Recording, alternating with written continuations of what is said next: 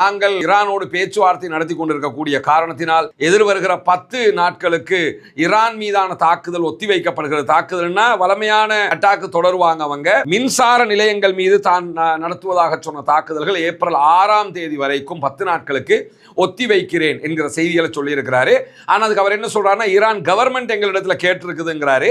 Iran government அபிஷியலாகவோ அன்அபிஷியலாகவோ இது தொடர்பாக அவங்களோட பேசவே இல்லை.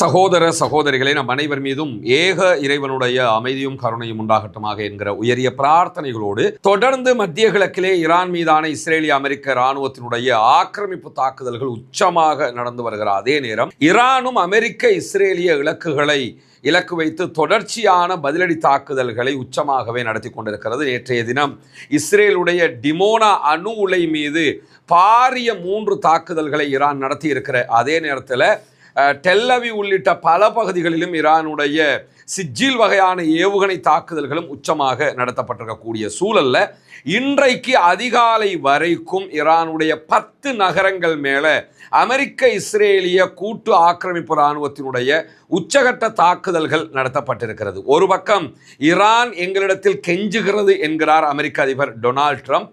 ஆனால் எந்த விதமான பேச்சுவார்த்தைக்கும் நாங்கள் தயார் கிடையாதுன்னு பகிரங்கமாகவே ஈரான் சொல்லிக் கொண்டிருக்கிற அதே நேரத்தில் எங்களுக்கும் ஈரானுக்கும் இடையில் ஒரு பேச்சுவார்த்தை நடைபெற போகிறது என்கிற செய்திகளையும் மீண்டும் மீண்டும் அமெரிக்க அதிபர் டொனால்ட் ட்ரம்ப் அறிவித்துக் கொண்டே இருக்கிறார்.